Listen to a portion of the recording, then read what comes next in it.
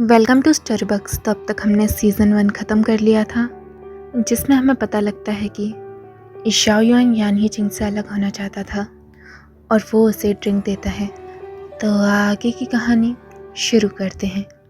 यान ही चिंग उसे देखकर स्माइल करता है। ये क्या है, तुम चाहते हो कि मैं? और शाओयुआन बोलता है, ये वो है जिससे सब ठीक हो जाएगा। यान ही चिंग बोलता है, सही में तुम चाहते हो कि मैं ये पीऊँ? शाओयुआन हाँ की ओर गर्दन हिलाता है और कुछ नहीं बोलता। यान ही चिंग बोलता है, ठीक है, मैं फिर पीऊँगा। और वो पी लेता है। उसके बाद वो डिज़ी फील करने लगता है और बार बार शाओयुआन का नाम पुकार रहा था। शाओयुआन, शाओयुआन, मुझे तुम बताओ, तुम मेरी ज़िंदगी में नॉर्थन किंगडम के एम्परर बनकर क्यों आए? वो उसके पास जा रहा होता है। क्यों? और वो बेहोश हो जाता है। शाओयुआन उसे गले लगाता है और बोलता है, मुझे भी नहीं पता, शायद इसीलिए ताकि मैं तुमसे मिल सकूं। और वो उसे बेड पे लिटा देता है और यान ही चिंग को देखता रहता है। वो मन में सोचता है, ये आखिरी बार है जब मैं तुम्हें बचा रहा हूँ यान ही चिंग। मैं हमेशा से ही वो वादा पूरा करना चाहता था। और हमें दिखाते हैं, शाओयुआन यान ही चिंग से बोल रहा होता है, यान ही चिंग, मैं तुम्हें बचाऊंगा ताकि कोई भी तुम्हें चोट ना पहुंचाए। यान ही चिंग बोलता है, ठीक है। और फिर फ्लैशबैक एंड होता है, लेकिन हम वहाँ नहीं जा सकते जहाँ हम पहले थे। अगर कभी कोई दिन भी आया जब हम वापस मिले थे, तो वो ज़रूर जंग का दिन होगा। और फिर अगले दिन यूँ हुआ बिल्डिंग। शाओयुआन शराब पी रहा होता है। सर्वेंट बोलता है, योर मैजेस्टी, जनरल लीवुदिंग आए हैं। जनरल ली अंदर आते हैं और उसके बाद बोलते हैं, योर मैजेस्टी, हमने अच्छे से जांच पड़ताल कर ली है। प्रिंस फूनिंग शुयान से मिले थे, जो कि साउदर्न यान से है, ताकि वो साउदर्न यान की आर्मी को बुला सके। जो भी लोग इस सब से जुड़े हुए थे, मैंने उनके बारे में सब ठीक कर दिया है। लेकिन साउदर्न यान के राजकुमार यान ही चिंग, वो लापता हो गए हैं। मुझे माफ़ कर दीजिए, ये नौकर वो नहीं कर पाया जो उसे करना चाहिए था। योर मैजेस्टी, मुझे सज़ा दीजिए। शाओयुआन मन में सोचता है, तुम्हारी गलती नहीं है, सब कुछ अपने आप पर मत डालो। और वो बोलता है, तुम्हें सज़ा चाहिए, ठीक है, मैं तुम्हें सज़ा देता हूँ कि अभी 3 जार शराब के पियो। लीवुदिंग बोलता है, हाँ। और फिर बाद में वो 3 जार शराब के पी लेता है। लीवुदिंग और शाओयुआन दोनों ही नशे में थे। शाओयुआन बोलता है, लीवुदिंग, तुम इस देश के सबसे टैलेंटेड कमांडर हो, इसीलिए मैं तुम्हें सज़ा नहीं दे सकता। जनरल ली खड़े हो जाते हैं और बोलते हैं, आपका शुक्रिया योर मैजेस्टी। मैं आपको अपनी छाती से एक पत्थर तोड़कर दिखाता हूँ।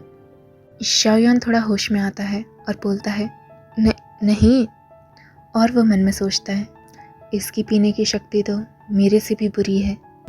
जनरल ली बोलते हैं, अच्छा ठीक है, तो मैं योर मैजेस्टी को एक कहानी सुनाता हूँ। कहा जाता है कि शी फैमिली के पास एक बेटा है। उनका सबसे छोटा बेटा, जो कि बहुत खूबसूरत है, बस एक तीर से ही वो एक भालू को हरा सकता है।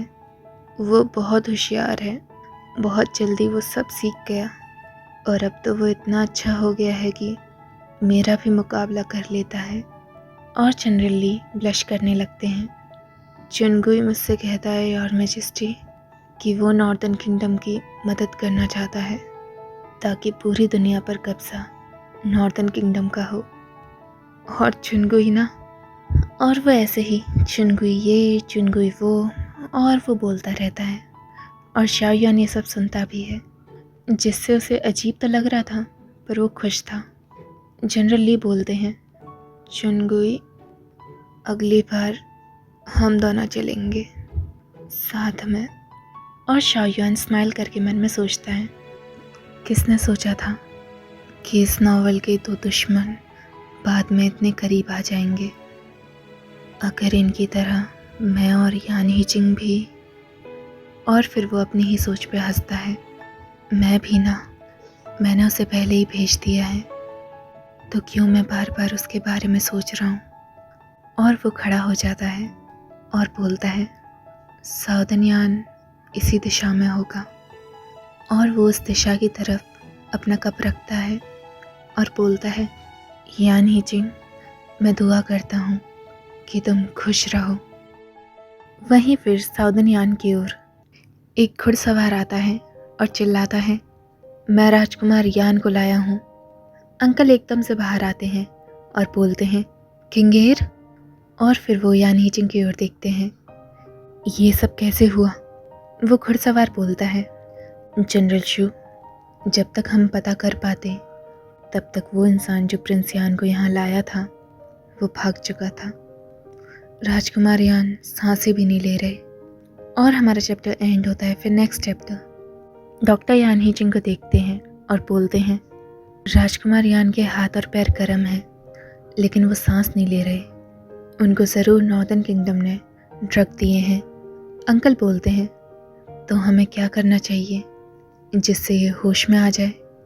डॉक्टर बोलते हैं, मैंने इस तरह के ड्रग्स देखे हैं, लेकिन क्या आप मुझे थोड़ा समय देंगे जिससे मैं इसकी दवाई बना सकूं? और फिर थोड़ी देर बाद वो दवाई लेकर आता है। और फिर दवाई देने के थोड़ी देर बाद यान हीजिंग को होश आ जाता है। अंकल बोलते हैं, किंगेर, तुम उठ गए। यान हीजिंग बोलता है, अंकल, मैं यहाँ कैसे आया? अंकल शांत हो जाते हैं और उसके बाद बोलते हैं, जब प्रिंस वूनिंग के लोग हार गए थे तो मैं तुम्हारे बारे में काफ़ी चिंतित था। इसीलिए कल तीसरे दिन मैंने घुसपैठी को पैलेस में भेजा ताकि वो तुम्हारा पता लगा सके। पर किसे पता था कि नॉर्दर्न किंगडम के एम्परर ने तुम्हें जहर दे दिया। फिर हमने काफ़ी कोशिश करी जिससे हम तुम्हें पैलेस से बाहर ले जा सकें और तुम्हारा इलाज करा सकें। यान हीजिंग बोलता है, अंकल, और कुछ मत कहिए। अंकल बोलते हैं, किंगेर, अब तुम जान गए हो कि नॉर्थ का एम्परर बहुत बुरा है, तो तुम्हें भी। यान हीजिंग तभी टोकता है, अंकल, क्या मैं थोड़ी देर कुछ सोच सकता हूँ खुद से? अंकल उठते हैं और बोलते हैं, ठीक है, तो तुम आराम करो। और मैंने साउदर्न यान की आर्मी बुला ली है। हम जल्दी ही अपने योद्धा तैयार कर लेंगे और फिर जब तुम ठीक हो जाओगे हम अपनी आर्मी के साथ नॉर्दर्न किंगडम पर हमला कर देंगे। और सीन चेंज होता है। यान हीजिंग के हाथ में वही बांसुरी थी जो शाओयुआन ने उसे दी थी। वो स्माइल करते हुए बोलता है, शाओयुआन, क्या तुम मेरे से रिश्ता तोड़ना चाहते हो? और वो उस बांसुरी को किस करता है और बोलता है, कोई फ़र्क नहीं पड़ता, चाहे तुम मुझे कुछ भी दो, कितना भी नाराज़ हो। मैं वैसे भी सज़ाएं खाने का शौकीन हूँ। चाहे साउदर्न यान और नॉर्थ के बीच कुछ भी हो, मैं अपनी पूरी ताकत लगा दूंगा तुम्हें सुरक्षित रखने में। नॉर्दर्न किंगडम का स्लीपिंग पैलेस। होंगशू बोलती है, भाई, आपने बहुत पी ली है, ये हैंगओवर सूप पी लो। भाई, क्या हुआ है? पहले आप पीते थे तो भी आपको मुश्किल ही चढ़ती थी। भाई, क्या आप दुखी हो? शाओयुआन योंगनेन की ओर देखता है और मन में सोचता है, इतनी जेंटल फीमेल लीड, चाहे कुछ भी हो, ये हमेशा नंबर 1 रहेगी। लेकिन उसकी जेंटलनेस की वजह से ही नॉवल में उसने यान हीजिंग को आज़ाद कर दिया था। अगर योंगनेन को पता होता कि यान हीजिंग नॉर्दर्न किंगडम पर हमला करने वाला है, तो क्या वो फिर भी उसे मेरी तरह आज़ाद करती? और फिर वो बोलता है, मैं जानता था कि मैं गलत कर रहा हूँ, लेकिन फिर भी मैंने करा। योंगनेन बोलती है, भाई, जहाँ तक मैं बता सकती हूँ, आपके संग जो भी हुआ वो सही या गलत नहीं था, वो इच्छा थी।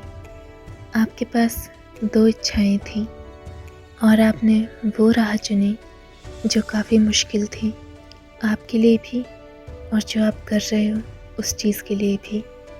इसीलिए आपका दिल कह रहा है कि आपको ऐसा नहीं करना चाहिए था, तभी आप अपने आप को दोषी मान रहे हो। शाओयान मन में सोचता है, शायद यही है जो इसने कहा। मेरे दिल में यान ही जिंग के लिए जो जगह है, जितना मैंने सोचा था उससे कई ज़्यादा मायने रखती है। और योंगनेन बोलती है, वैसे भी आप एक एम्परर हैं, आपको दो राहों में से एक हमेशा चुननी पड़ेगी, है ना? मैं भाई से मिलने आती रहूँगी ताकि आप दुखी ना हो, ठीक है? शाओयान बोलता है, शुक्रिया निंगेर। और वो मन में सोचता है, अभी मुझे ये सोचना होगा कि मैं योंगनेन को और इस देश को कैसे बचाऊं।